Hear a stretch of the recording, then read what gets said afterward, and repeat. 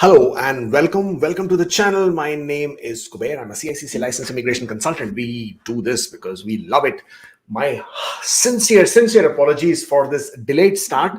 It was not meant to be the way it is, but you see, we are going through a tremendous snowstorm at this point of time. And this morning, I had to go and shovel the driveway because it was getting very icy.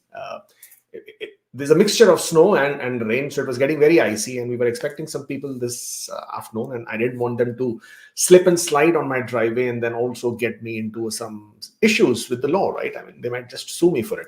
And therefore, I just wanted to sort of put a lot of salt, and that got a little bit longer, took a little bit longer than I anticipated. My apologies for that. But now that we are here, let's talk about Canadian immigration, because that's the reason why you guys are here. Not too many changes this week. Actually, this was a start of the year. I was hoping, some fireworks. I was hoping some good news, some things that we will all celebrate. But no, IRCC has its own plans, and they chose not to keep that, not to keep our spirits high, not to have all those celebratory moments for us. So instead, they chose to conduct a draw, which of course they did, and that draw was not really nice. Express entry draw, which happened this week. Other than that, Ontario is playing pretty okay. Ontario is doing quite well. Manitoba conducted a draw, also decent. British Columbia, they are regular suspects on the draw update, so they also did what they usually do quite well. So from that aspect, everything went well. And then we realized there are some technical glitches, and that probably could be the reason why IRCC's draw is again very tepid, right? I mean, 1,500 invitations, that's all they issued. So we'll talk about all of this in just a moment. I mean, by the time we would have cleared out our weekly roundup presentation as well. You know what I'm going to do? I'm going to go very quickly through the presentation. Nothing much. I mean, there is some draw updates to talk about, but more importantly, we want to talk about express entry. What's happening with this glitch? What kind of a glitch this is? What kind of impact it might have, and then of course get back to answering your questions. I'm here with you until 12 p.m. Eastern Standard Time, so we have exactly 56 minutes. Let the clock start now. Okay, all right, so starting with the quote of the week: the difference between a successful person and the others is not a lack of strength, not lack of knowledge, but rather lack in will. This is so true for people who know what has to be done. They know they have to score CLB 9. They know they have to start learning French. They know they have to get that work experience in the pocket. They know they have to get their VEST done or ECA done. But yet, they are anticipating something else will happen for them so that they will get to that stage. Also is true for people who have been waiting right till the last minute. They have one more month of work permit remaining, 2 months, 3 months, 4 months, 5 months, 6 months, and now they're freaking out. This needed more effort from your side, guys. This needs a bit more out of the box thinking, if that is what requires. In some cases, you have to get out of your comfort zone. You need to get out to a different province. You need to find that employer out there. You need to probably have that nice, pleasant talk with your employer to see if they will support you. But all of this has to be done by you. So don't let this be the lack of will which is creating this issue for you, but rather something that you really tried. In so many cases, as we have spoken about, even if you have to go back to your country, it doesn't end there.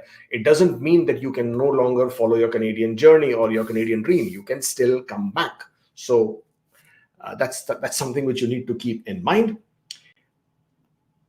This is the Canadian Immigration Weekly Roundup. Stay up to date with us on the immigration news and trends on TikTok. We are there, of course. We are there, yes. Instagram, Facebook, Twitter, and everywhere else that you might want to find us on. Ontario's draws happened. They did a couple of them this week. They did the employer job offer stream draw, and then they conducted the express entry skilled trade stream draw. Now for the employer, let me very quickly go through this. Guys, I'm sure I'm not going to go waste too much of your time with these draw details, because for people who have already received the invitations, they've already got it. Okay. For people who want to find out more about the draws, you can always go to the website. I'm going to very quickly talk about this. On the 9th of January, they issued, let me make this bigger. No, bigger, that bigger. They issued 630 targeted invitations to apply to potential candidates in the expression of interest. So In Ontario, there are two kinds of draws. Okay, always two kinds of draws in Ontario. One is the expression of interest system, whereby you go and you create your profile on Ontario website, you express your interest. This is applicable to those people specifically who may have completed their master's PhD in Ontario, who are eligible under the international student stream, who are eligible under the employer job offer stream. Okay, these categories, and in most cases, either you need the job offer or you should have completed your education in Ontario or in Canada, in whatever is as applicable to you. For everybody else, it is the human capital priority stream, for which you don't need to do anything. If your NOC code is of interest to Ontario, if your CRS score is within that range, that sweet range that Ontario is interested in, then you would receive a notification of interest in your express entry profile. For people who apply under the expression of interest, if their NOC code is what is of interest to Ontario, if they have the points which get above the cutoff, then they get an ITA, invitation to apply. Two different things. For people who get invited under the expressions of interest, they have 14 days to submit an application. For people who get invited under the human capital priority stream, have 45 days to submit an application. Big differences there. But the biggest one is people who get invited under the employer job offer stream, just like what happened on the 9th of January, they have two important criteria to follow, especially for the employer job offer stream. Of course, they have to have 2 years of work experience in the NOC code that they're going to get the job offer. They have to have a job offer from an Ontario employer. This job offer has to be at a salary which is equal to or more than the median wage for that NOC code in that area of Ontario. Very important. And third, and most importantly, the employer should be willing to give you the signed employer form. This employer form includes lots of financial data, employee data, GST, HST, payroll numbers, etc., and of course their declaration of median wages, etc., which a lot of people are not willing to give. Therefore, it just makes it that much more difficult. Other than that, human capital priorities is a good one. But for this, Ontario's draw, which happened on the 9th of January, everybody who received an invitation, then congratulations to you. And this lowest score on this particular draw was 33. And then we had a draw from British Columbia. This was on the 10th of January. BCPNP had their first draw for 2024 by targeting not less than 372 candidates through a general draw, targeted draw. BCPNP continues to target early childhood educators and healthcare occupations by inviting them at a very, very, very low score of 60. Which is pretty cool. Other than that, in BC, you need a job offer from an eligible employer in order to be eligible. Ontario also conducted another draw on the 11th of January, and this time this was for the express entry linked skilled trade stream. Again, in this case, you have 45 days to apply. You don't need to do anything. You just need to have an active express entry profile. There is no expression of interest system here. You just need to have 1 year of work experience in Ontario within the last 2 years in an eligible trade occupation in which Ontario has interest, and they therefore have invited 2,552. That's a lot of invitations. And the score, low score of 350, high score of 424. And the reason 424 on the high end, because it is 1 point less than the trade category draw that Express Entry conducted in December, which was for 1,000 invitations, score of 425. So Ontario obviously keeps it at 1 point less. It's quite unfair to all those NOC codes who are not included in the STEM category draw by IRCC, in the trade category draw by IRCC, because they are neither here nor there.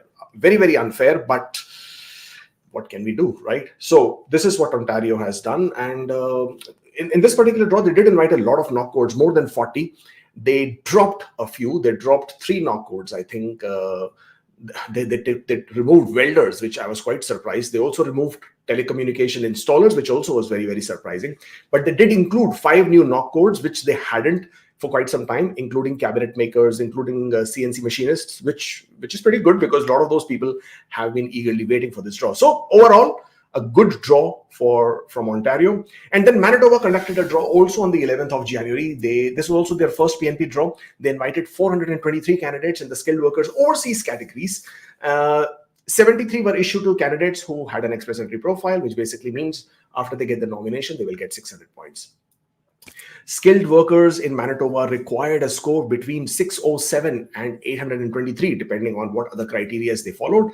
Skilled worker overseas were also invited. 639 of them, 639 was the score, which honestly is quite low. But only, I think, about 31 or 32 people were invited. Why? Because this was under the strategic recruitment initiative, whereby Manitoba chooses specific candidates who probably have expressed their interest under the strategic recruitment initiative, and they've claimed those points. They could have been through the modern immigration, they could have been through some specific employers recruitment initiative, but that's how those invitations were issued. Express entry. Let's talk about express entry. Well, on the 10th of January, which happened to be my happy birthday, but it was not that happy when I looked at the draw. IRCC conducted their first express entry draw for the month. I was hoping for the week earlier, probably on the 4th, but no, it happened on the 10th. Invited only 1,510 candidates, which, to be very honest, was quite shocking. And the score was, I mean, what will happen when they have low number of invitations? Obviously, the scores are going to be 546, which was high, unexpected. Did not wanted to see that, but it happened. And yeah, the disappointment with express entry from December, actually from October, November, December, and now January. The disappointment continues because IRCC manages to maintain their high scores. But we're going to talk about that glitch and why the scores are. So just hold on a bit. Don't go away. In 2023, 300,000 people became Canadian citizens. Hey! But at the same point of time, there are so many reports that so many people are choosing to leave Canada for different reasons. Everybody has a different reason to do that. But 300,000 people did choose to become Canadian citizens. Yeah,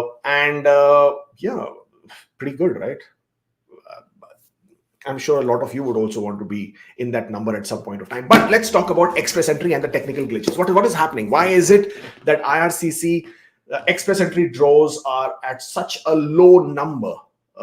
Why are they continuing with this? Well, obviously, we were aware that there were some technical glitches earlier. And we were hoping that they would sort it out, which apparently they did. First, they had a problem with the spouse's work experience. Then they had a problem with the postal codes, the Canadian postal codes. They were being added and they were not being updated correctly. And then they had a problem with and IRCC came up and acknowledged that as well. And then what happened is on the 11th of December, there was a bit of a change in the French language exams. TEF, they conduct their French language exams and they changed their, what we refer to in English as CLB, Canadian Language Benchmark, CLB. Similarly, in French, you have NCLC. So again, the language benchmark. And they changed that. And actually, it was in the benefit of the people. It was in the benefit of the people because lower scores were given a higher benchmark. So for example, earlier you had to score, let's see, I shall pull that up for you so we can show you that. Hold on. Why can I not share my screen? I can share my screen. I can. Yes, there you go.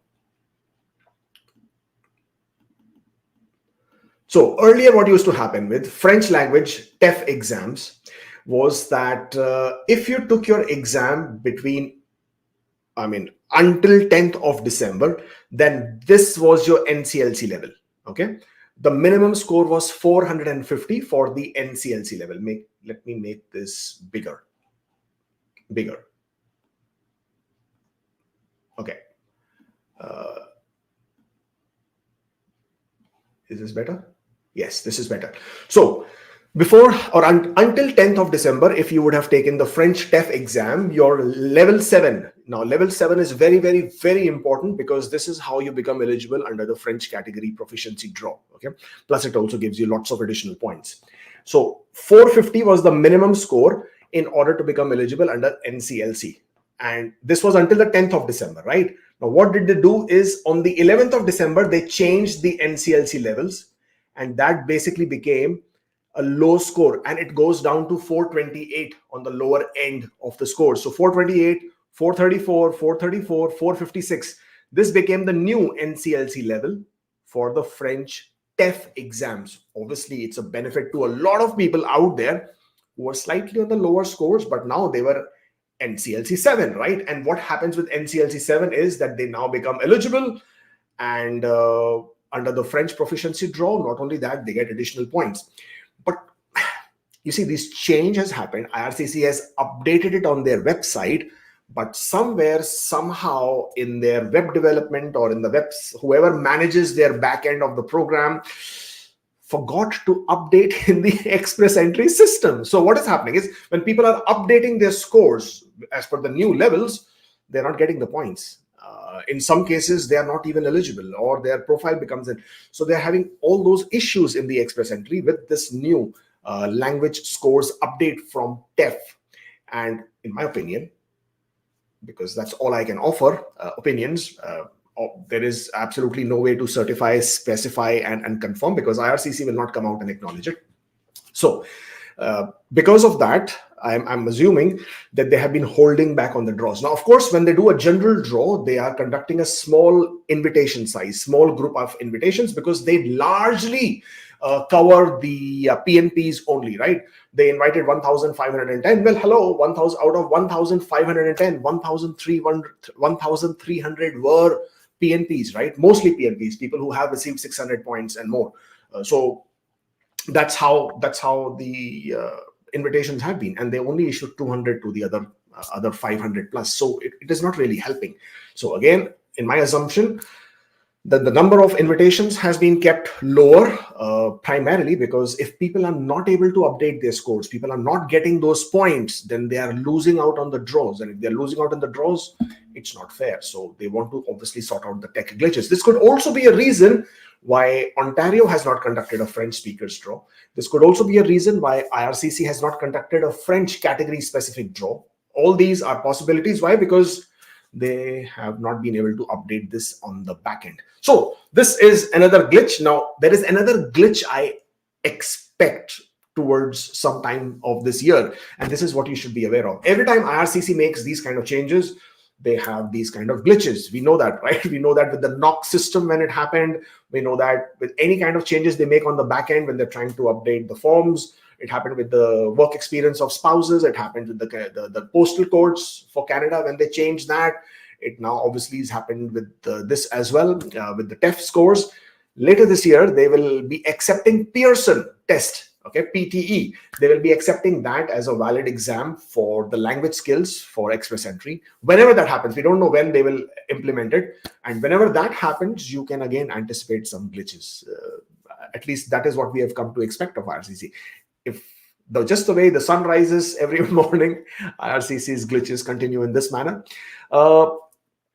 That's what happens with IRCC, right? And that's what happens with this express entry. Everything starts working smoothly, and then bang, there is a spanner in the wheel, and we have to wait. Again, that's the reason why I remain forever hopeful. Why? Because if there is a glitch, means it can be sorted out. And if it can be sorted out, which basically means then we should at some point of time return back to the regular, hopeful, decent size invitations in a general draw, which should then bring our scores back to what we are anticipating.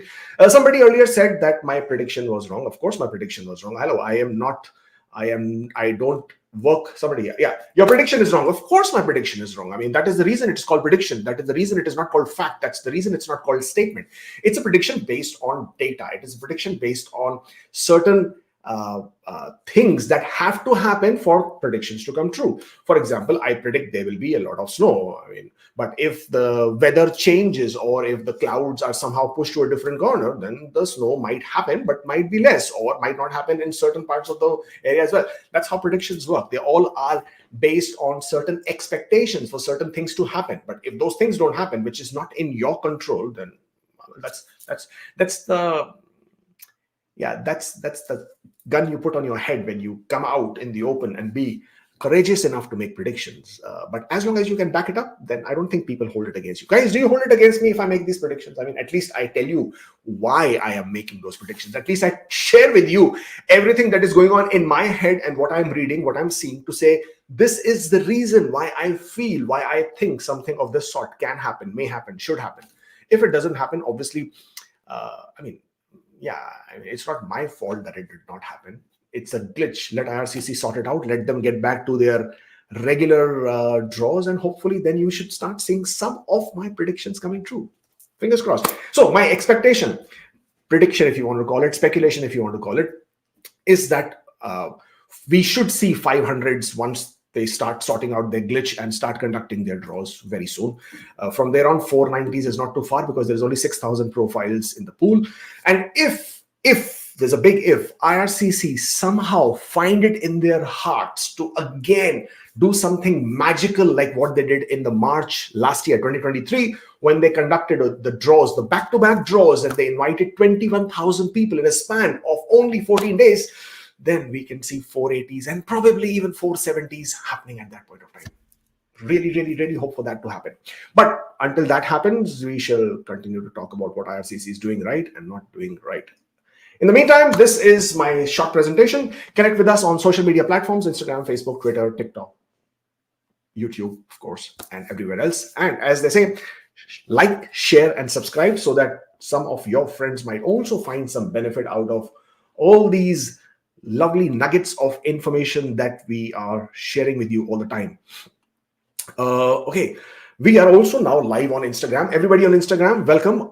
The problem is people on Instagram, whenever you put up your questions, I can't see. And the reason I can't see is because of the way the whole platform works. It doesn't direct your questions to my screen. On my screen, as of right now, I see questions only from Facebook, LinkedIn, Twitter, and of course, YouTube. But for some reason, the platform doesn't show or reflect the questions from Instagram. So if you have questions, if you want to post questions, please quickly jump on to our live stream on YouTube, and please, by all means, post your questions. I am here for the next 35 minutes, and I will answer as many questions as I can until such time. If you prefer to remain on platform for the Instagram, then you obviously will still share. I will share all the knowledge I can in whatever ways I can, and some of the questions that I'm answering may indeed impact or affect your understanding of certain things and probably give you some more additional information as well. All right, starting with the super chats. Can we work on 2 full-time jobs simultaneously and show one of the experience in express entry? Okay, absolutely you can. So if you are living in Canada and have an open work permit and you want to work 2 jobs, absolutely do it, no problem. Just bear in mind that you can only claim 30 hours per week. So if there are 2 jobs, you will only be able to claim 1 full-time job. The other job will go in your personal history. But yes, absolutely, you can work more than 1 jobs, whether you are in Canada, outside Canada. In Canada, of course, make sure you have the authorization to work multiple jobs. That is, you have an open work permit. Nothing there. 489 genuinely stands a chance. That's a question mark. Work permit expires in October. Will get to 500 in September. Any hope? Feels like life will be over. Sold land back home. Any chances? You know what? Life is so precious. You have to understand. Like, look around you. The minute you opened your eyes this morning, that is the first thing you be thankful for. You be thankful for the fact that you were given the opportunity to live one more day. All right, to make that impact, to make that difference, to bring that smile to somebody's face. Canada is not the end. It's not the end game. Canadian immigration is not the end game. Getting a Canadian PR is not the end game. Getting Canadian citizenship is not the end game. If you make that the only thing that your life is all worth about, then my friend, you're doing it all wrong. So please, please, please don't pin your life to this. It's a small goal. It's not even a big goal. Canadian PR, yeah, big deal, right? I mean, so what? After you become a citizen, all that you can do is travel to some extra countries, for which even whichever country you belong from, you might be able to get a visa for. So please, please never ever compare your life, and don't do that. Don't do that. Your life is much, much, much, much more valuable than to pivot it with some Canadian permanent residence, or for that matter, any residence for any country. But to answer your question, 489, again, I'll be very honest with you and tell you that I feel it has a good chance. It has a good chance for the reason why, because let's quickly take a look at this and say why it has a good chance. Because otherwise then people will say you're making predictions and those predictions come wrong, etc., etc., etc. And so having an understanding of what is happening is very, very important. So let me share this with you.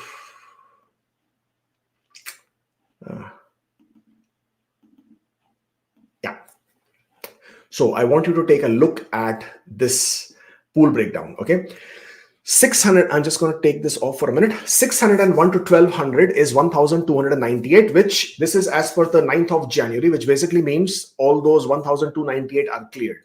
That leaves 6345 and 6164, which probably are more than what your score is. And obviously this number is dynamic, means the pool will keep getting updated with more profiles, people's profiles getting expired or whatever. So if you are at 489, then you prospectively have about 14,000 people ahead of you. All right, that's the queue in front of you. Your work permit, you said, is expiring in October, so you have good 9-10 months ahead of you. I would not lose hope at all. On the contrary, I would look at ways, even if there is a way to possibly increase my score by 3 points, that could be probably through your language skills score. I would do it. I would want to get ahead of the queue, a little bit ahead of the queue as much as I can. But again, only speculation, because people are saying predictions are wrong, right? So if you have only 14,000 people ahead of you, it can take no more than 4 to 5 draws to effectively clear those out. Of course, with the assumption that IRCC continues with the general draw, with the assumption that IRCC continues to have these decent big size draws kind of a thing, and you know that. And I would assume that they would continue with the big size draws because first, we are at the beginning of the year, so their quotas for this year for the ITAs have been reset. They are, so they have a fresh quotas. They should be inviting between 90,000 to 95,000, probably even more, going by what they did this year. 110,000 is what they invited. So with that number in mind, and of course there are category based draws. So with the category based draws, I see a split of maybe 60-40 or 50-50, 50 in the favor or 60 in the favor of general draws, because there is also PNP draws that are included in general draws. With that anticipation, with that expectation, and also keeping in mind that whenever the category draws happen, they also take away from the pool. So if they are STEM draws, if they're trade draws, transport draws, French draws, they all get picked out from the pool, and hence that number will still get trimmed out to whatever degree might be. Therefore, if I was at 489 and if I had an opportunity to improve, and you have a chance to get to 500, right, in September, my God, you already have something to be so hopeful for. You already have something to make it happen. And you are sitting in the month of January. If I was you, and I know that the categories are happening, I would get next 6 months work experience in one of the occupations which are in categories. Do that. That way you have absolutely created a safety net for you. You have the category to depend on. You have the 500 score to depend on, and 489 should also happen. So overall, your life is much more valuable than anything else. And more than that, it is the hope that keeps you going. So don't let that go, my friend. Amandeep says, I've shown my Indian work experience while coming for my studies in Canada and not in my work permit applications. Will it be fine for PR? It should be, but the point is, why don't you show it in your PR, in your work permit application? Why didn't you rather? But yes, as long as you have disclosed that information in at least one of your previous applications, you should be fine. There is not a problem there. I am on a postgraduate work permit. My wife has an open work permit. Score is 488 with not accompanying, with May 24 expiry. Is it possible to apply study permit for wife? And I would apply a spouse open work permit based on her study permit. Any issues? No, there is no issues. Your wife can absolutely apply for a study permit, preferably before the expiry May 24, because that would make her eligible for the Inside Canada study permit processing. And based on her study permit application, you can also apply for your open work permit. There is no issues with that. Sorry, Gitan, nothing here. Hi, bye says, for the latest Ontario tech draw, was it necessary that the tech NOC has to be our primary NOC code? This was not explicitly mentioned in the notes for December 14, unlike previous notices. Well, Ontario's tech draw is always dependent on the primary NOC code. Now, a lot of people feel that Ontario can see your entire Express Entry profile. That is not true. There is only segments and sections of information of your Express Entry profile that is visible to the province, any province for that matter. and they obviously do not have the access to all the information that you have in your Express Entry profile. That is number one. Number two, Ontario, if you can go onto their website and look under the human capital priorities stream, they have been very, very clear, and they have mentioned that your primary NOC code is what they determine your invitation on, and you must have at least 1 year of work experience in that primary NOC code within the last 5 years. That is what makes you eligible for Ontario's human capital priorities stream, and that is what you should always do. I mean, have that NOC code as your primary NOC code. Nothing here and nothing here. Vidushi says, is it okay to show my proof of fund as FDs and not in savings account? Should it be 6 months old? Way to look for the format of proof of fund and employee reference letter. The formats are all over on the internet. Just Google for them. You will find it. As far as proof of funds as FDs is concerned, yes, the fixed deposits should be 6 months old. You still have to provide the letter from the bank. You still have to provide your 6 months bank statements, because IRCC needs to make sure that this money that you are getting, or the money that was given to you for the fixed deposit, was not borrowed, or that money did not suddenly appear into your account. So they need to see that. They need to understand that this money is unencumbered, free of any liens and liabilities, and you do not owe this money to somebody. Therefore, you need to show 6 months. Sai says, date on degree is 12th of January, applied for master's stream. Will they reject my application? Condition is to get invite within 2 years of completing my master's. So the date on degree is not what they're looking on. They are looking for your completion letter. When did you complete your master's degree?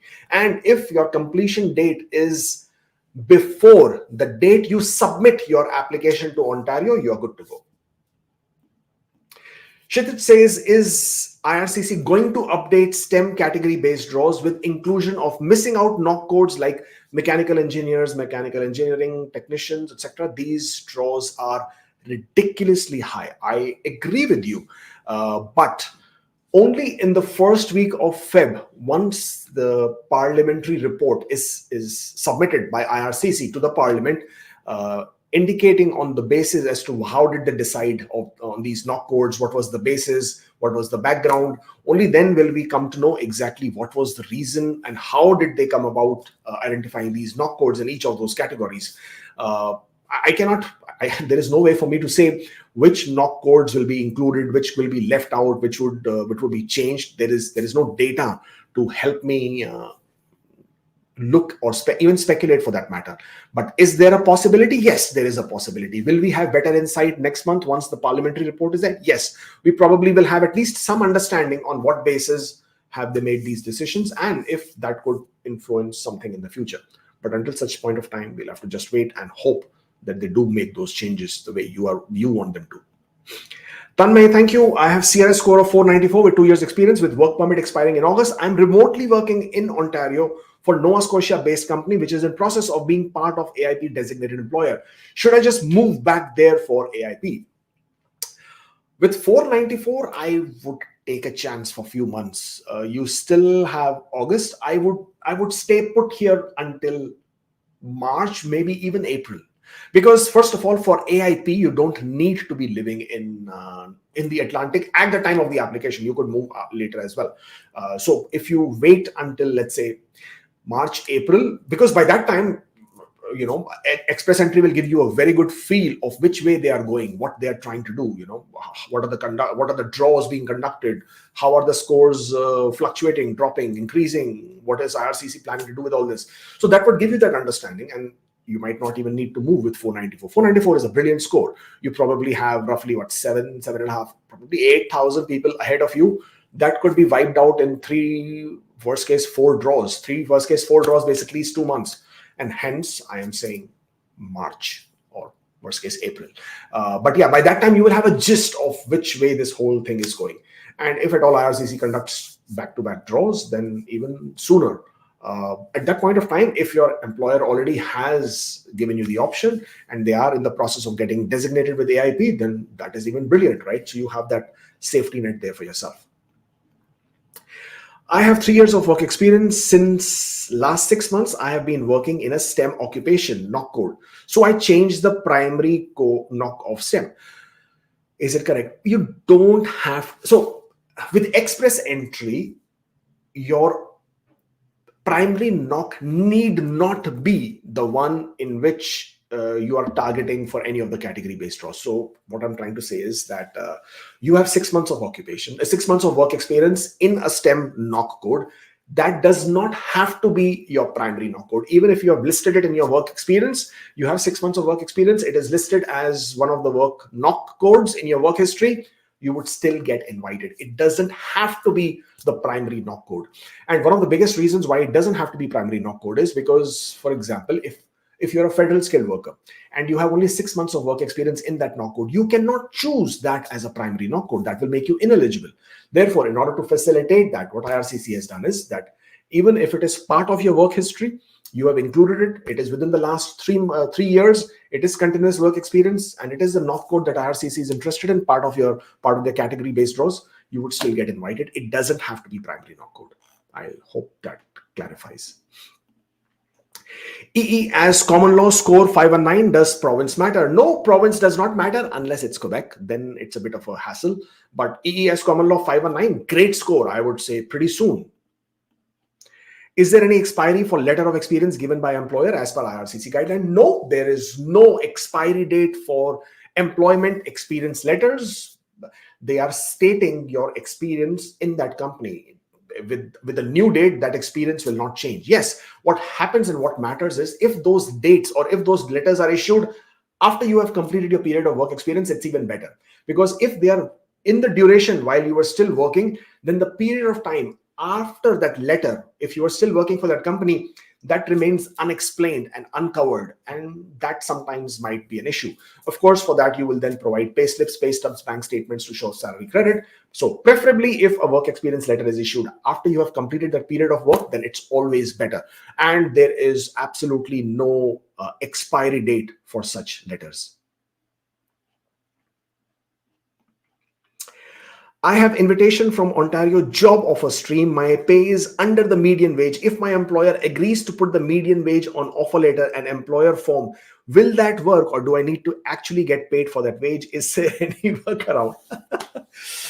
Sometimes you guys ask me these kind of questions on live, and you're gonna put my neck on the line for me trying to give you the workarounds and loopholes, and then the provinces will come hunting me down, and the IRCC will come hunting me down and say, hey, you are supposed to be a licensed consultant. You cannot say things like this. Of course, CICC will also come. To give you an answer, if your employer is offering you a median wage, this job offer is for a future date. Okay, that is the basis on which you get this nomination. You may have a current job. You are not getting the nomination based on the current job. You're getting the nomination on the proposal from the employer that this is the job offer that they are making you.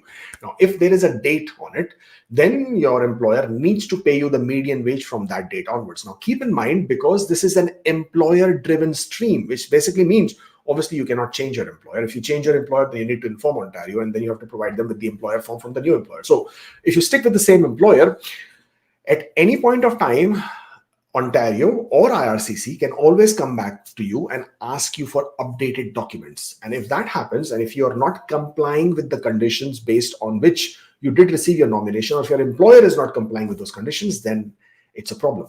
And also for your employer, if they are committing to a certain wage level, then they should comply with it. That is the way to go about it. So have a word with your employer, see if they can figure out a workaround. Aniket, sorry, nothing there. Shivam says, got P2 everyone receiving COPR, but I didn't. What to do? I don't understand that question. I'm really sorry. Got P2 everyone receiving COPR. I really don't understand what you're asking. But if there is something that you did not receive that you were expecting, then the best way to do is raise a web form, ask IRCC. And if you had received your portal request, if you're inside Canada, then email back to the same email address asking for an update on your document. Ashik, sorry, nothing there. Emmanuel, apologies, nothing there.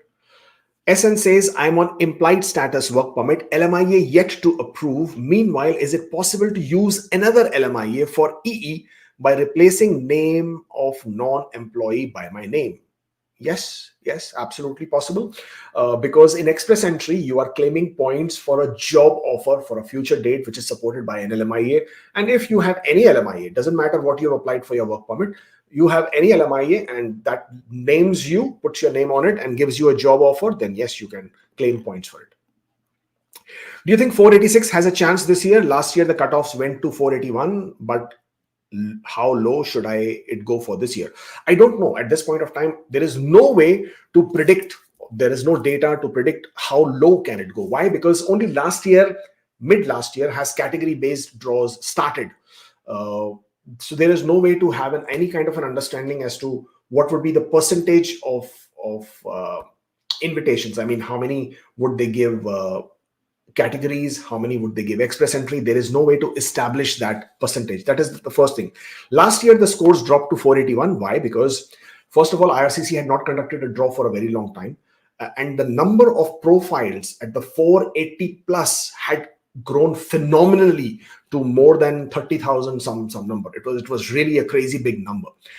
So IRCC had to do something drastic to bring that number down. So they conducted in March last year 3 back-to-back draws and invited 21,000 people over a span of 2 weeks. Only that is what brought the scores down to 481.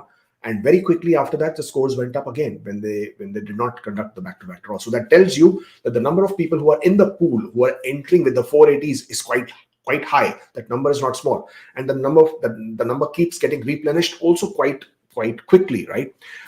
With that, 486 still has a chance. I wouldn't say they don't have a chance, but it all depends how many invitations IRCC issues, how frequently they issue, how many people keep entering the pool. That is what puts us on a bit of a doldrum there as to what are we expecting. I would want to push my scores up. If you're at 486, then you probably have a chance to push it a bit further up. 490s, I would be a bit more relaxed in terms of expectations. Yes, 486 is a possibility, but I just can't say when it might happen. Will I get a study permit extension if I downgrade my studies from Ontario College graduate program to only a certificate program? As long as your credential is or a program is through a DLI and it is for a duration longer than 6 months, then yes, you can apply for a study permit extension. Does doing subcontract work apart from a full-time payroll job have any negative impact on eligibility for Nova Scotia skilled worker stream? Does doing a subcontract work? Now, it all depends. First of all, when you say subcontract, was this work experience you being as a self-employed person? If you are a self-employed person, then yes, there could be an issue. For that skilled worker stream, honestly speaking, I do not remember the exact criteria on top of my head. Imagine so many provinces, so many streams, everybody's criteria. It's quite difficult to keep that on top of your head all the time. But I would recommend for you to check the application guide for the skilled worker stream, and under the eligibility requirements and the qualifying work experience requirements, take a look and see if subcontracting. So when you say subcontracting work, you have to be very clear what do you mean by that? Does it mean you as self-employed, or by subcontracting you mean it's a fixed contract work? So that has to be very, very clear, because the minute it is a self-employed work experience where you are the owner of your business, you are invoicing for your services and you're receiving payment against the invoice, then that becomes self-employed work experience. And in some provinces, in some programs, that may not be accepted. My company got acquired by another. The letterhead of the company is different from the one of my other letters. How to explain the difference? By simply adding a letter of explanation saying that this company got acquired by this company and this is the name. That's it. Just add a brief letter of explanation. Submitted my PR file in September, got into a relationship with one of my roommates of 2 years in October. Do I need to inform IRCC about it? Well, if it is established that this is a common law relationship, then you should inform IRCC. It's very, very important, because this would constitute as change in family composition. Soft landed, back to India, will marry in July 24. When should I inform IRCC about marriage? Immediately or during spousal sponsorship? Once you have become PR, you don't need to inform IRCC about anything. Nothing. Nada. Once you do get married, come back to Canada, prepare your application for spousal sponsorship, That's it. That's all you need to do. You don't need to inform IRCC about anything whatsoever. Work from home in Ontario for a Manitoba employer. NOC job is in high demand for STEM. 479 score, 6 months left to get 12 months experience. Postgraduate work permit expiring. Learning French. What are my chances in Ontario? Should I change province? Too much information there for me to sit and decipher and say this is that, that is that. 479 score is good. If you can improve that score, is pretty cool. And the NOC is in high demand for STEM. That also makes sense. Learning French, that is pretty cool. What are my chances in Ontario? I can't tell you. It all depends on whenever Ontario conducts their next human capital priorities draw. And if you are part of the human capital priorities draw, so you have that opportunity. If IRCC conducts the draw for STEM category, 481 was the last score, but that is because they invited 5,900 people. If they choose to invite another big group of people with that similar number, you would see a similar score, probably a few points lower. But if they choose to invite fewer number of people, then not only the score might not drop a lot, it might even be higher. Very difficult to sort of say what are the chances for 479.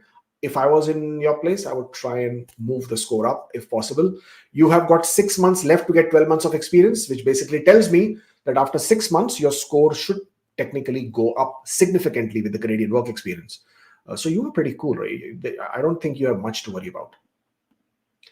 7 months experience, CRS score is 511, master's degree in Canada. Which path should I choose, express entry stream or OINP masters? If you have the flexibility to wait for the OINP, if I was you, I would register for OINP masters so that if I get invited, at least I would be able to submit that. And 511 is pretty good score anyways. I would anticipate that express entry will invite that score pretty soon. Sorry guys, nothing here. Maninder says, I discussed last week, I'm in India and getting all the documentation for my wife and newborn baby. I got ITA. Can I submit my file from India or should I go back to Canada in Feb? Maninder, honestly, I don't remember what we discussed last week. I just do too many consultations to keep that in mind, to be very honest. So I apologize for that. But you can submit from India if you wish to, or you can come back to Canada if you wish to. Both the options are open. Regardless of where you submit from, the only thing that will change will be the police clearance requirement. If you are in India and you're showing your country of residence as India at that point of time, then your police clearance will be from India and you can get one there. If you choose to show it from Canada and you come back to Canada, then you need to get a police clearance from India. That is the only difference. And yeah, you can absolutely submit from wherever and whatever is convenient for you for that matter. Nothing there. Harshit, I'm at 517, postgraduate work permit expiring next month. I'm planning to apply for postgraduate work permit extension. For that, I wouldn't have AOR. Will that be misrepresentation? Misrepresentation means when you are misleading the visa officer into believing something else, or you are trying to provide fraudulent documents, or if you are lying in your application. Don't do any of that. Simply apply saying, I am hoping that you will give me a work permit based on the last year's public policy because I was left out because my work permit is expiring this month, or make a case of that sort, or request under the humanitarian and compassionate grounds. Don't lie. The minute you lie, the minute you provide a fraudulent documents, the minute you provide misleading information, that is when it is misrepresentation. Current CRS score is 468, goes up to 528 in April after completing 1 year of experience. Pretty good, right? 528. I've been saying it to so many people. Anything above 500 is a good score. I would not be concerned or worried about anything. I think you should be safe. What is the best way to get PR for parents faster? There is no faster process for parents. That is the only thing to do. Lottery, parents, grandparents program. It will open in the third quarter of this year. If you have the eligible income for 3 years, you would be eligible to apply. If you get picked in the lottery, then you will be able to submit an application for PR for your parents. Nothing here. Satwant, thank you for the super sticker. Appreciate it. Himanshu, apologize. Nothing here. Srichara says, I got approval letter from Ontario Federal Skilled Worker, and how can I prove my employer that paying employer and compliance fee is not sponsorship? which they are not willing to pay, can I get work permit without paying compliance fee? No, you cannot. If you have a supporting work permit supporting letter from Ontario for your employer job offer stream, then one of the requirements is that your employer pays a $230 compliance fee on the employer job portal. Your employer was okay to give you the employer form, so I don't see why they shouldn't. But no, this is something which they will have to pay. And also your work permit is going to be a closed work permit. So in a way, your employer is indeed sponsoring your work permit. That is that they are making a job offer for you, and that is what they will be uploading it to IRCC. It is just that you are LMIA exempt because you have the Ontario support letter, and so you will be applying for your application under Tango T13 LMIA exemption code. I'm eligible under CEC. Can I? Okay, guys, don't do any more super chats, please, because I will not be able to complete all of them, and I do not want anybody to leave like that. So please do not do any more super chats. I wish there was a way for me to restrict super chats, but I can't. So please do not do super chats. I will not be able to complete all of them.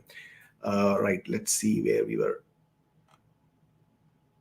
Prabjot says, I'm eligible under CEC. Can I claim points for non-continuous experience in India, 11 months and 6 months for points? I'm eligible under CEC. Can I claim points for non-continuous? Yes, you can. If you're looking for 1 year experience, foreign work experience, yes, you can. There is no problem there.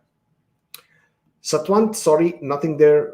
Surbi says, I am working regular part-time in NOC since June with an average 35 hours. Am I eligible for Ontario and CEC? Because on IRCC website, it's mentioned that I need to show at least 1560 hours. Well, if you are working 30 hours on an average per week, then in 52 weeks, you will have 1,560 hours. And that is the reason 30 hours are considered as full-time. So there is no problem. You will be able to get your points in CEC as well as for Ontario, because both of them are looking for full-time work experience, and the full-time work experience is defined as 30 hours a week minimum for 52 weeks, totaling 1,560 hours over a period of 12 months. And I think you would be eligible for that. So no problem there. Working for a year for an Indian company remotely last year while working in Canada, can I claim points for that 1 year foreign experience with showing that periods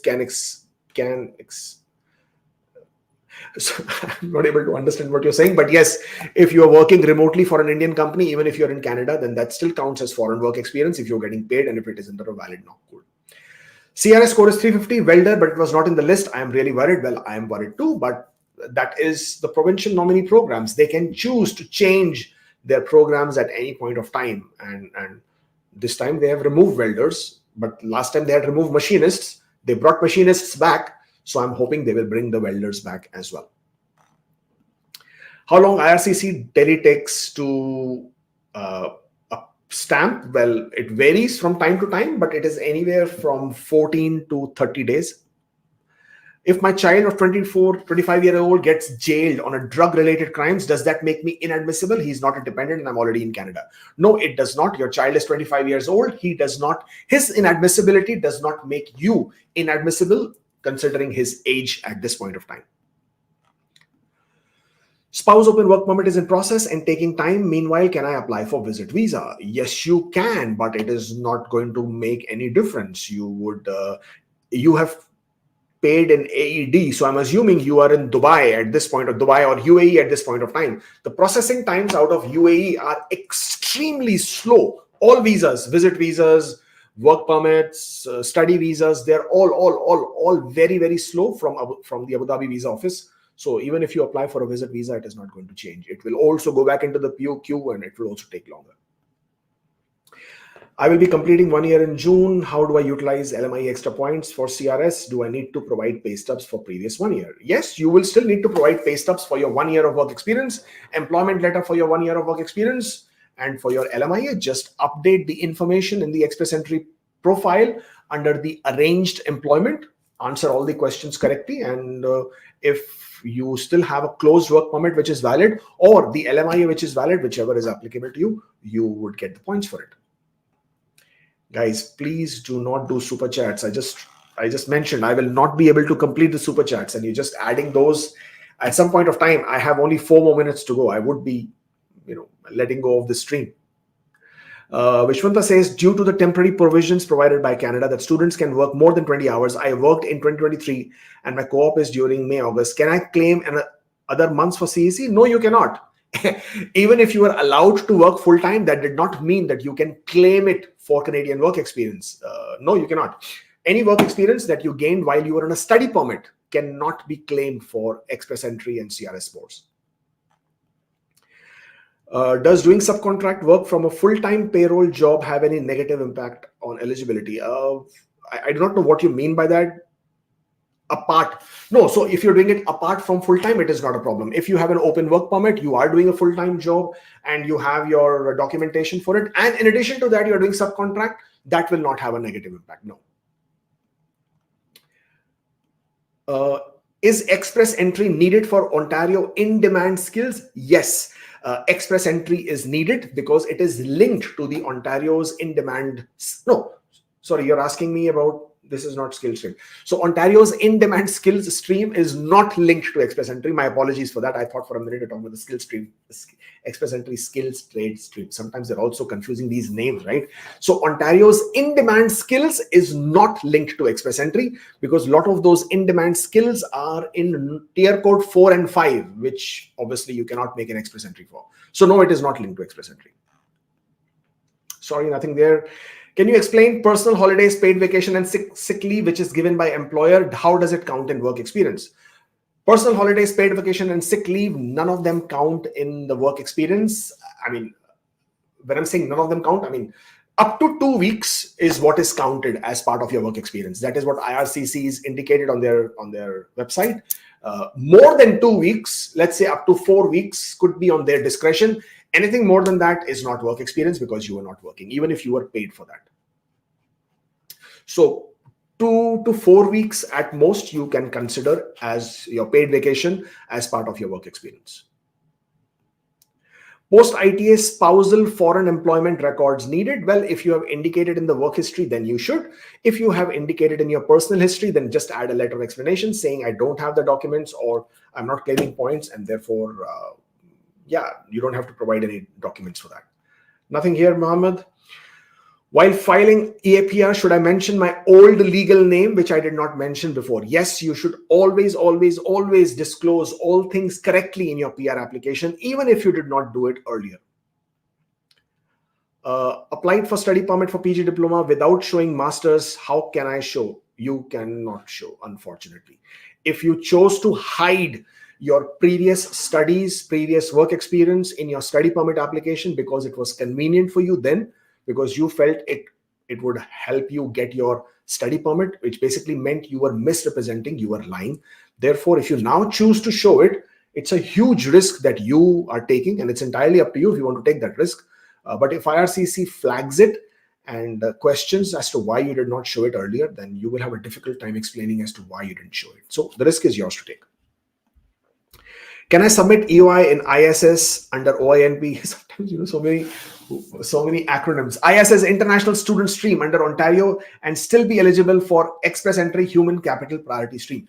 Yes, even if you create your expression of interest under the International Student Stream, but you have the work experience to be eligible under the human capital priority stream, you would be eligible. There is no problem with that. Sorry, nothing here, and nothing here either. 1, 2, 3, 4, 5, 6, 7, 8, 9, 10. Oh my God, I don't think I can finish it. Employer has requested an LMIA, and on basis of that, I have applied for work permit extension. With LMIA, my score is 495. So if I get the invitation of PR before the work permit approval, what should I do? Just continue with your PR application. There is no problem. And if you already have a work permit in Canada, then you apply for Bridge Open work permit if it is valid. If you don't have it, then simply wait to get your work permit extension. And if you are eligible for a work permit extension, then also you can apply for Bridge Open work permit. In both the conditions, you will be able to apply for Bridge Open work permit. And if you get the invitation in express entry, continue with your PR application. No problem. Sorry, Preeti, nothing there. Ritesh says, I'm on postgraduate work permit. Wife is on spouse open work permit. Our work permit is expiring in 10 months. Can my wife apply study permit just before visa getting expired? Can I convert my PGWP to SOWP? Yes, you can. There is no problem. As long as you do it before your work permits expire, your wife can apply for a study permit and you can apply for an open work permit on that option. Does work from home in STEM qualify in human capital priorities stream? Yes, it does qualify. There is no problem. Work from home is fine. You just have to be able to prove your work experience is paid. It is under a valid NOC code and therefore it's good. And even after 6 months with a score of 529 is pretty awesome. Absolutely awesome. I would not even for a moment believe that I don't have a choice. I mean, I would think it would be a great choice. I just got married, work permit expiring in August. For extension, can I change work permit to visitor or direct change work permit? What? Okay, I honestly don't understand your question, but if you got married and you have a work permit, and if your spouse is on a valid status in Canada, and based on that, if you're eligible to apply for a work permit, then by all means, you can apply for the extension. That is not a problem. My score is 471. I have 1 year work experience in STEM. I live in Ontario. What are my options? Your options are to wait for Ontario's human capital priority stream, as and when that might happen, and the scores come to your range, or improve your scores, of course. I submit 5645 3 months back. In that, I mentioned wrong date of birth for my mother. Passport date of birth is different. Is there any issue?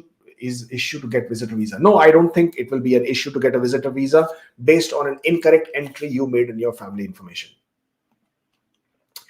I'm a CEC applicant with Indian job experience, paid in cash, but the Indian company shut down and not reachable. I only have a reference letter and a cash certificate. Is it sufficient for PR file? Well, documentation wise, you should be fine. As far as IRCC is concerned, in order to verify the work experience, they might need something more. And at that point of time, they might reach out to you. And depending on their concern, depending on their expectation of what they want to see for this employer, you would then have to provide those additional documents.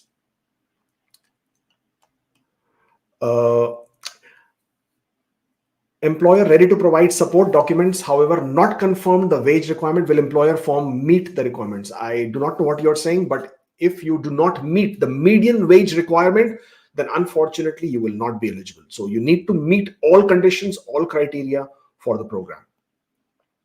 In marriage certificate, my grandfather's name has extra word which isn't matching as per my passport. Will it create a problem for my PR? Absolutely not. It's not an issue at all. Pursuing 1 year course in Ontario, NOC husband spouse visa is processed. Current CRS 470. What is my option?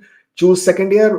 What step will make my PR a success? Well, you're asking me things which will need much more detailed review. I can't tell you on a very quick fire question and answers.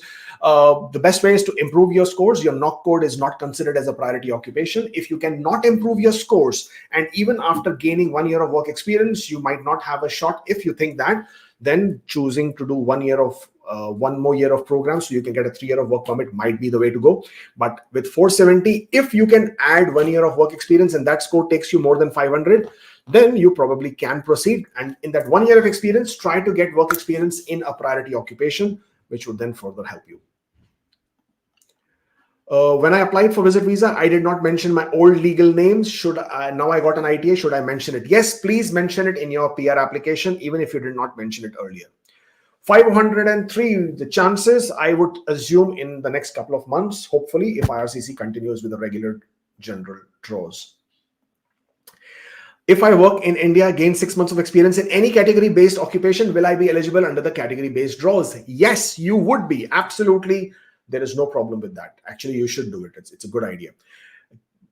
They can do, please tell me they can do like CNC machinist operator in case of welder because they send invitations after 1.5. Yes, absolutely. Just the way they invited CNC machine operators after a long time, they have removed welders now. They can absolutely choose to bring them back. Last question. Kandap Chaudhary says, CRS 500 general draw, any chances? I have been saying this the whole video today. I do not know why you had to go for the super chat. Absolutely, I absolutely believe 500 has a good chance in the upcoming draws.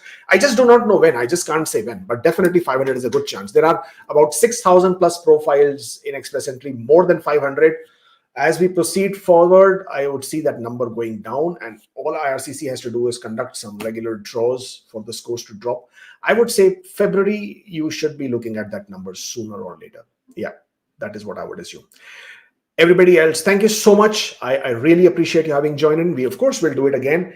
By the way, I'm traveling to Dubai tonight. So I will be in Dubai for the next week. And after that, of course, I'll be seeing a lot of you in Dubai who have booked their in-person consultations. We'll be opening a few more slots if you're interested. The consultations, the link, where is the link? Yeah, there. This would be the link. You can always check up the link to see if the in-person consultations in Dubai are open. After that, following that, for a month, I'm in India. We'll be doing seminars in Gujarat. I think Gandhinagar, Surat, Ahmedabad is already on the list. We're also looking at options in Mumbai and probably in one or two other cities. Of course, Hyderabad is part of the schedule as well, because that is where I'll be spending a lot of time. And of course, in-person consultations will also be open. Again, the link will be the same for India as well. Hope to see a lot of you there when I see you. But our virtual Canadian weekly roundups will continue just the way like this. For that, I shall see you next time at a similar time, depending on where I am at that point of time. And I shall see you then. Take care, and I wish you all the best.